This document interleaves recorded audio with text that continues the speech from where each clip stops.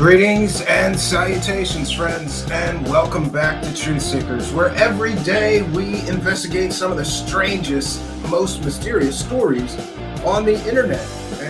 But today will be a little bit different because we have spent a great deal of time, more than any man should have. I have actually spent a great deal of time investigating the story of Anjali, the one-time Air Force person, Defense Intelligence Agency former employee, who suddenly last year came out in front of the Lincoln Memorial and started telling fantastical stories about visiting an alien base inside a tunnel, inside a mountain.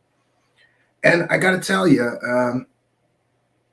I wasted enough of my life on this story, and I would hope that nobody could blame me for deciding that, the story's fallen apart. I've wasted a great deal of time, energy, and passion, honestly, following this story to what I kind of knew would be a crashing conclusion. But this is where we're at, and this is where we find ourselves. Just a few things to wrap up. And I'm going to do that, and we're going to roll on off of this crazy train.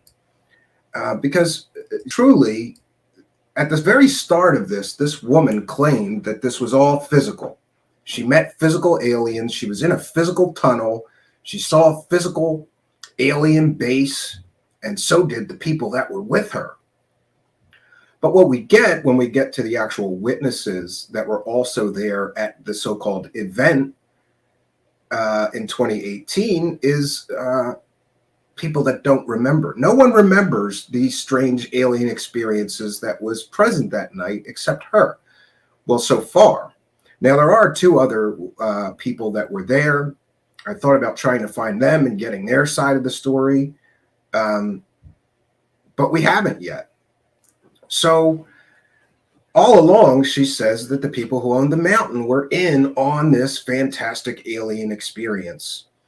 But I just posted earlier a Zoom call, which took place several days before her infamous press conference at the Lincoln Memorial, in which, to me, listening to this, she didn't ask them what they remembered. She told them what happened and then made excuses for why they didn't remember. The aliens mind wiped them. The aliens didn't want you to remember, but now they do. And in talking to this person, yeah, he went out and looked for a tunnel. He at least entertained the possibility. After all, he and his wife and everyone in attendance was very inebriated, drinking and taking very strong cannabis oil. Sounds like a party. But he didn't find, she claimed that she dropped a pen where the alien tunnel was. He didn't find a pen. He didn't find an alien tunnel. And we did hear, sort of differing reports. Did he ever dig in the mountain? Well, yes. According to this person, Wayne, also known as Brian, he was going to dig into the mountain and build a wine cellar inside there, right behind his house, which seems to be a reasonable thing to do.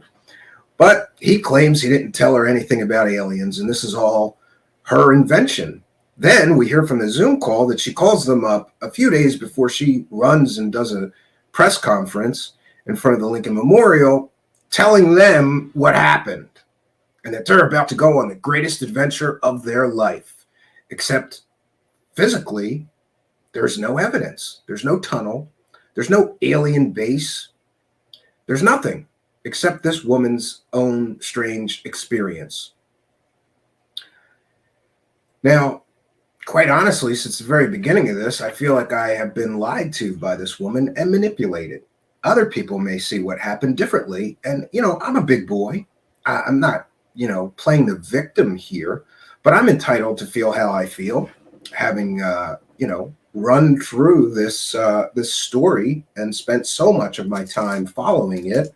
But there's been one other time where I was so sick of the people involved with the story that I had to check out of the crazy train, and that was Michael Horn and the Billy Meyer story.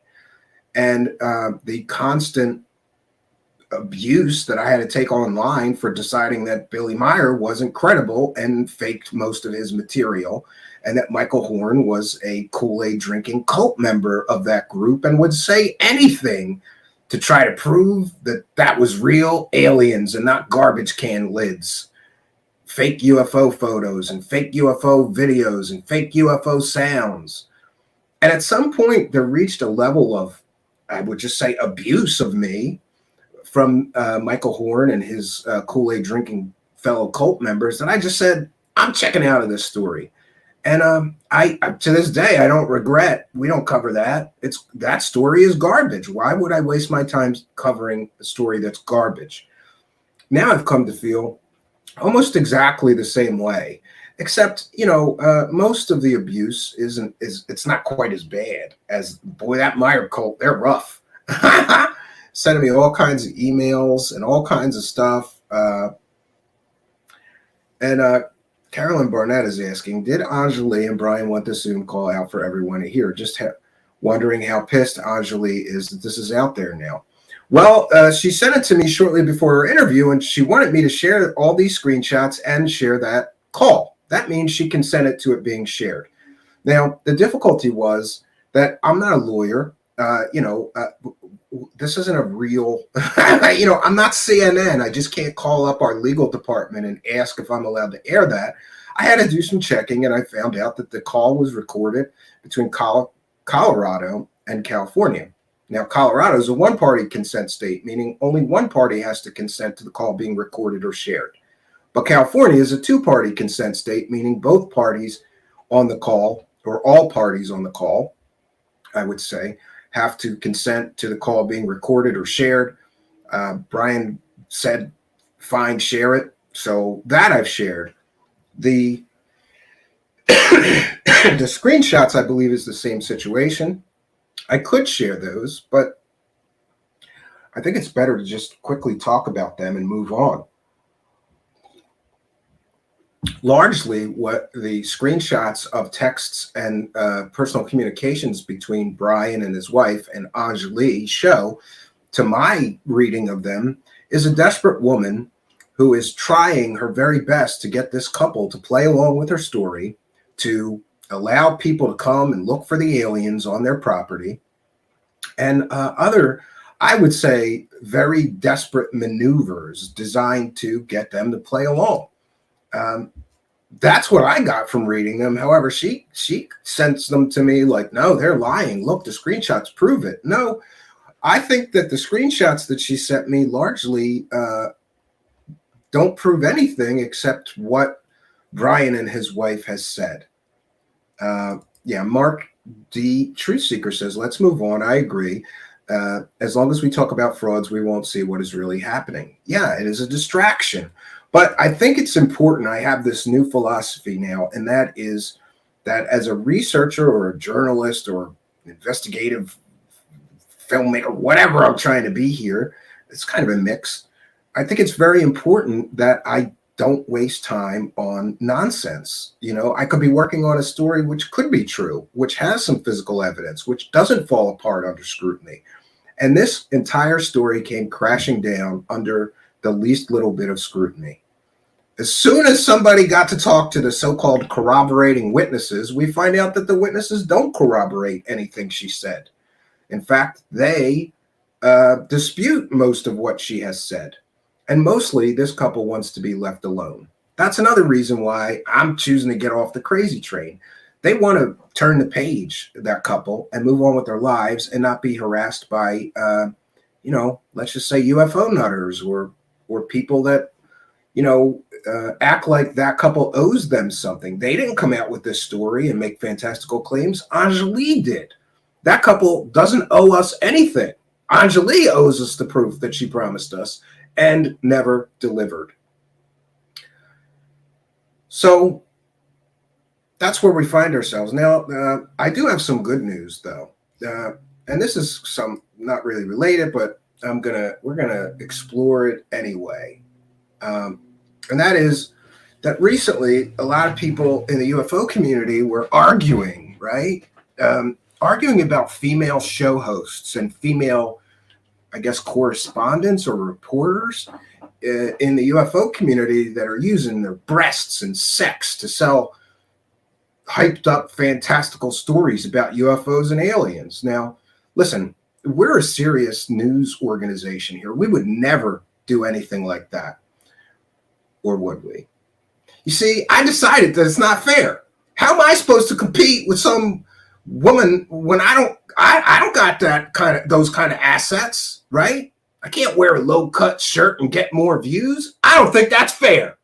So to remedy the situation, I reached out to an old friend at my favorite strip club in Philadelphia, and then I found out that she's out of work.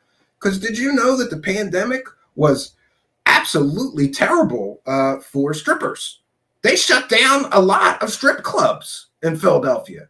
So my old friend Trixie Luce finds herself without employment. And I thought, I'll give you a job, honey, and maybe we can compete with those other people because I don't have the required assets. And I think that this is the fair and accurate and right thing to do. So we're happy here at Truthseekers that we're going to welcome our new UFO news desk correspondent, Trixie Luce, who is going to tell us about this Anjali story, okay? And listen, this is a serious news organization, okay? But we got to do whatever we got to do to compete. It's not fair that I got to compete with that. So when in Rome, do what they do, right? And this has nothing to do with clicks or views. It just has to do with staying competitive. So with all that said, let's get to our new, I'm so happy that she's going to be joining the show, our new UFO news desk correspondent, Trixie Luce. Trixie, please tell the people about our plans for the rest of the Anjali investigation. Take it away, Trixie. Thank you very much. So, I think we're going to wrap things up here. I didn't want this to be a 2-hour show because what do I say? The whole story came crashing down. The context. We're praising the cash, bro. It's an 85% male audience, and you can watch the rest of the show, but we have hired an out-of-work stripper. Trixie Luce is her name, that I remembered from Philadelphia, because there's a lot of, apparently, people in the UFO community, Daniel, were arguing because some women show hosts were wearing low-cut shirts and things.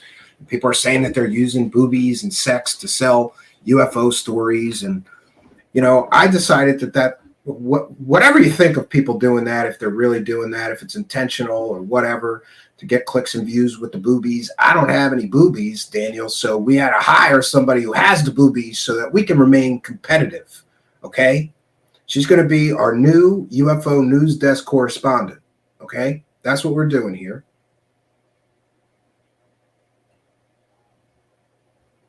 So we'll take a few more comments. Mr. Catfish says it's destroying my marriage. Moody Mongol says, this is not helping the argument. The UFO community are a little sexist. Well, all I'm doing, Moody Mongol, is giving a job to a poor out-of-work stripper, okay? COVID has been devastating for those adult entertainment ladies, and that's not fair. So she's going to help us here, right? Mr. Catfish says, guys, the donations are killing me. Mr. Catfish, I'm married, man. Come on. Well, yeah, you just because you look at the menu doesn't mean you're going to eat off of it, Mr. Catfish. Relax. I'm married too. I don't think my wife has seen this yet. I'm sure I'm going to hear about it if she doesn't like it, but she knows it's a joke. And by the way, yeah, it's a joke, you people. It's a joke, not a dick. Don't take it so hard. Because I'm sure that people are not going to like that we did that. But we're making fun of the whole argument about people using their, let's just say, female assets to get more clicks, more views, more subscribers, right? Yeah, exactly. Think of the poor strippers. Somebody's got to give them a job. People should be thanking me for giving an out-of-work stripper a job here on a UFO show, right? She's got the right assets. Yeah. Mario's Taco says, I like this menu. V says, stop censorship of, I think she meant big titty art, right? Al Warrior with a kind and generous $2. Well, since your wife is watching, I will thank you, but I'll play. I'm going to play the. I'll play one of the clown ones, right? So that you don't get in any trouble. Maybe. Praise the cat. Praise the cat. Praise the cat. Praise the cat. Thank you for your kindness. Thank you for your generosity. Praise the cat. Praise the cat. Praise the cat.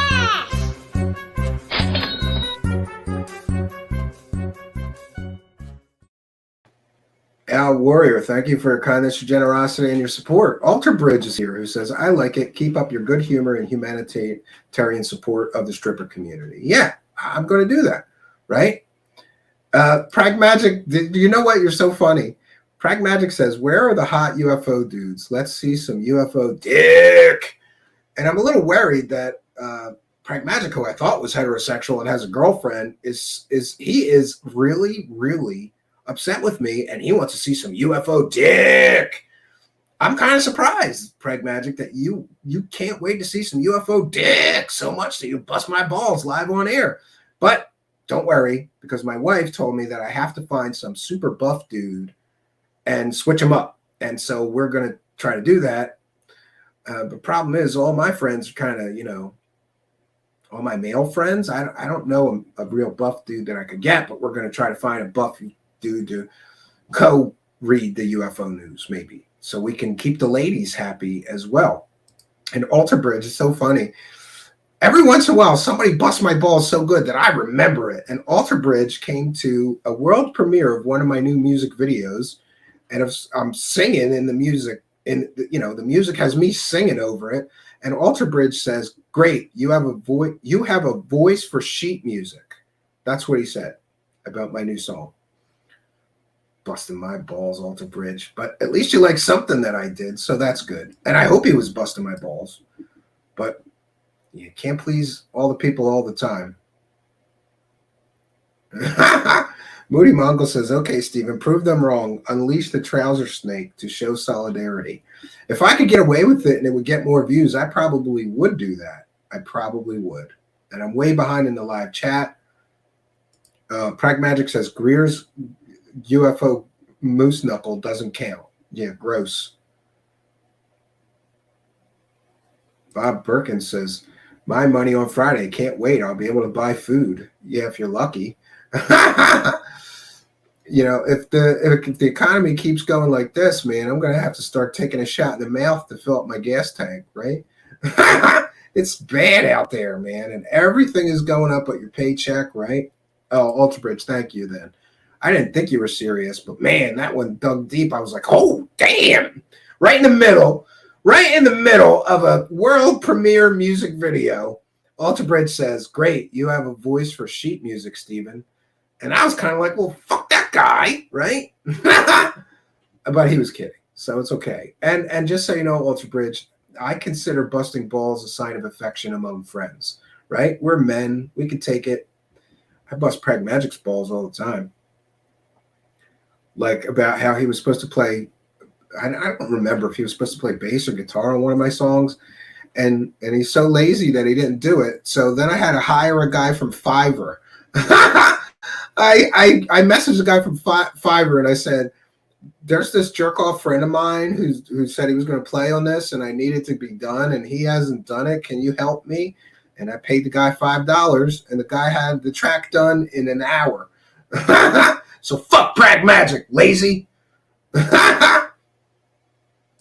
Yeah, Pragmagic says, I'm worried for the folks taking us seriously. Yeah, Pragmagic got busted by Fiverr. I got a great Fiverr musician now, though. So it all worked out, Pragmagic. He's played on like 4 or 5 different songs of mine when I just feel like it needs one more thing, like a bass track or some extra part or, For some reason, Prag, when I do all the music myself, so it's sometimes the thing doesn't seem finished to me until I just let somebody else play something on it. Then it feels finished to me. But maybe that's my own insecurities about being a one-man band kind of thing, right? Carl Rotka says, I'm going to have to take a shot in the mouth. Holy crap, that was funny. Gas here in Toronto reached 192. 192. We're at like $4, lady. Where are you at? But I guess the exchange rate is different, or I think Canadian dollars are worth more than American dollars, right? Wow. V says it cost me $77.89 to fill up my tank today, and it was a quarter full. I need to join Trixie and the other gals for a cleavage roundtable fundraiser. V, I didn't think of you to ask you, but I should have. I should have asked you. You're welcome. We can have listen. We're going to have multiple UFO correspondents if they have the right assets, and and people like it. We'd be happy to have a few more ladies. So anybody interested can email me at truthseekershow@gmail.com. You need a green screen and a camera or a phone just to send me the videos, and I'll do the rest. And I can send scripts, or you can write your own. In Intel Lady's case, I didn't tell her anything. I just gave her the general idea. She's a very creative and artistic person. She goes, wait, you want a slutty UFO news lady? And I'm like, yeah. She goes, I can do that. And she did the whole thing. So thanks to Intel Lady. And by the way, there is a link to Intel Lady's channel, YouTube channel, in the description of this video. Please click on the description of the video, go over there and subscribe to her channel. V says, ain't no shame in my game. Steven is soliciting nude dude photos. You heard it. Yeah, I need a buff dude. Don't send me, like, if you're like a big fat guy, don't send me any shirtless pictures or anything like that. If you're a buff, muscle, hunky, Chippendales type of a guy, and you're interested in a job reading the UFO news, you can email me as well at truthseekershow@gmail.com. Carolyn Barnett says, like I said, let's all take our clothes off and get that money. My wife was joking about it, OnlyFans, to just offset the price of gas and inflation, right? You know, I'm going to start an OnlyFans, but on mine, people are going to pay me money to keep my clothes on, right? 12 feet tall says, I can't think anymore. Thanks a lot, Trixie. Yeah, I think it's going to be a running gang. We're all welcome, says man boobs not welcome. No, we need a buff, attractive man that the ladies will like to read the UFO news, okay? Carolyn Barnett says, Stephen, you know you want all the nudes of all shapes and sizes. You know, Carolyn, I'm old enough that I don't believe that I've ever sent a dick pic or gotten a woman that sent me a picture, because, you know, when I was single, I think we had flip phones that you could barely take a really low res picture on. So I missed that whole sending each other pictures thing, I guess, right? And thank God, because that stuff never goes away, right? Moody Monkel says, Q Steven getting email bombed many truth seekers sexy pics. Yeah, well, what are you going to do? Popsicle Ocean says, I don't want to see Whitley Strieber naked, though. Yeah, probably me neither. But I want to thank, actually, Whitley Strieber for getting back to me so quickly and helping me to get to the bottom of that part of her story, which was completely embellished, made-up nonsense.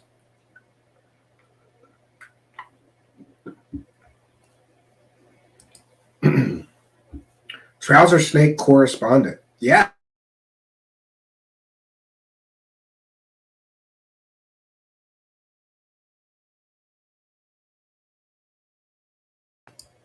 He is so old, he only has Polaroids. I don't even think I have those. I don't know.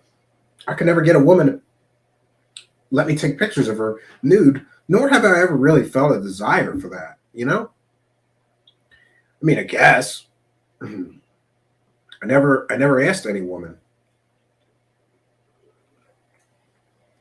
I never asked any woman to either take nude photos of her or to, film sex acts. Not that there's anything wrong with that. Just I have never done it. I did. However, Mike Gamboli, I did in my younger years do some modeling for a magazine with a woman that was wearing nothing or almost nothing.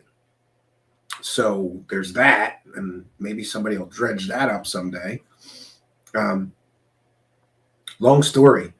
But I got sort of scouted and hired at a club, and the guy handed me a card and said, "Hey, I'm doing this spread in this magazine, and I'll pay you this much money if you just show up. And we've got the wardrobe and everything for you." And I go, "Great!" And then I show up, and it's me and some girl, barely clothed, like pasties and some little thing on her hoo-ha, and me. And I was shirtless, and they put black tape over my nipples. I don't know why. It's gothic stuff, right? Thank you, Mr. DB Cooper. Storm Crow loves mom parts. Mr. DB Cooper with a kind and generous $5 super chat. Thank you for helping us praise the cash. Praise the cash, praise the cash, praise the cash. Thank you for your kindness. Thank you for your generosity. Praise the cash, praise the cash, praise the cash.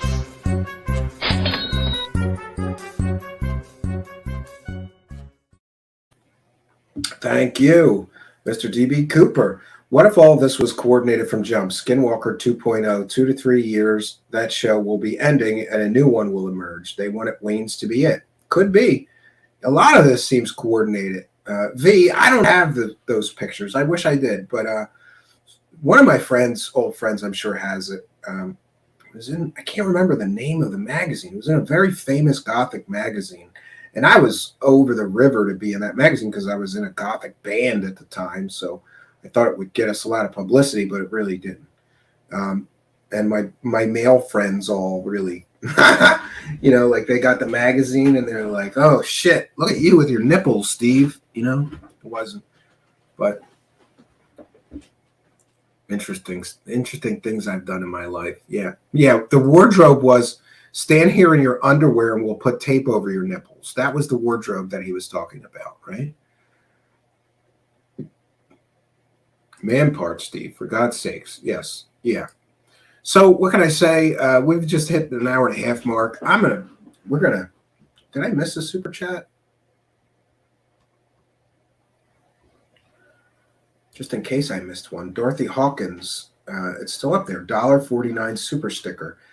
I don't know if I thanked you. If I did not, then I apologize, Dorothy Hawkins. Thank you for your kindness, your generosity, and your support of the show. Or maybe that's just staying there. Some of those stay there for a while. And Carolyn Barnett saying, dick pics are forever. Yes, they are. That's why there's so much revenge porn, because if you do let a man or if you let your partner take naked pictures of you or pictures of your body parts, they could, use them wrongly if it doesn't go well, right? Mike Gambale says, great story, Stephen. Yeah. Damn it, Storm Crow. I was trying to crap on your parade. No hard feelings, man. I appreciate you. The 6 cents kindly reminding everybody that we do have a Patreon that you can join with bonus content.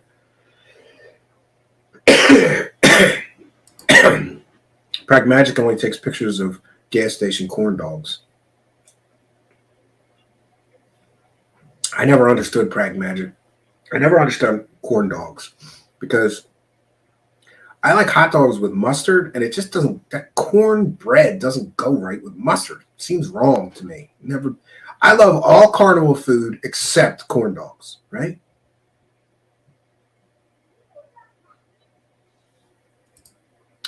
Moody Mongol, hot chat topic. Does the UFO community really need more stories about alien one-eyed trouser snakes or purple-headed warriors from Uranus? Yeah, probably not. Probably not, right? I would think not. So we're at over an hour and a half. I'm trying to get off this crazy train. People trying to pull me back in already. She's lying on me, saying that I manipulated what I posted. No, I cut the silence and I posted exactly what she sent me. If she only sent me half the file, that's on her. Yeah. So finally, I would like to say this. I, throughout my experiences with Anjali, would prefer to have no further contact with her at all on the internet, in person, on the telephone, here on my show. I don't think after she lied to my face for this long, I really want somebody like that anywhere near my life. So we're getting off the crazy train. And, that's a funny title, but it's also not a funny title because what I would say is that most of me believes that this woman is suffering from some form of mental illness. After all, you may ask yourself why her daughter was so worried about her being, let's say, missing for just a few short hours and not answering her phone, that she sent a sheriff and an ambulance to do a wellness check of her. It doesn't, to me, and of course, this is my speculation, it doesn't to me sound right that somebody's daughter would be so concerned with them being missing for a few hours that they would send a sheriff and an ambulance to do a wellness check on her. That's my opinion. I'm entitled to it. And my speculation is that perhaps her family is aware of her fragile mental state and they were worried. Throughout my interactions with her, I have often thought that she's admitted herself that she suffers from some sort of physically disabling medical conditions, and maybe, just maybe, she is also suffering from some form of mental illness. I have reached out to people that I know are friendly with her and know her, and I have asked them all to do the same thing. I've asked Whitley Strieber and a few others, and I myself will say this. I would encourage you, miss, to go and get some counseling. Go and even if just to eliminate the possibility that you're suffering from some mental illness, hey, there's no shame in that. I was once suicidally depressed. Sometimes you need some professional to help you work things out. And there's no shame in that. There's no shame in seeking help if you have a problem. And again, I'm not a mental health professional, but I just think that the responsible thing for me to do would be to remind everybody that this is a living, breathing human being who apparently is suffering from delusions and an awful lot of problems and is very mentally fragile. I believe she needs help. So I would encourage everyone who is still friendly with her, everyone who communicates to her, everyone who knows her, to please encourage her to go and get the mental help she may need. That's where I'm at with all of this. And all of that being said, too, if my hypothesis or belief is that this woman is suffering from some form of mental illness, then it would really not be right for me to continue to, it's not my intention to beat her up or insult her or call her a liar, even though I may have done that. And also, it's not my place to continue to exploit, maybe considered exploiting a mentally ill woman for profit. We're a viewer-supported show, but we do make money here producing these shows. And I don't think I feel right or would feel right continuing to cover her. I hope she gets the help that she needs. No hard feelings, but I'm not going to waste any more time on this nonsense. And that's where we're at, and that's where I find myself. So what else can I say? We are going to bounce on out of here. So until next time, friends, my name is Stephen Cambion, reminding you that sometimes the truth is ugly, but it's still always worth having. Good night, and God bless all of you, including you, Anjali. I hope you get the help that I truly feel you need.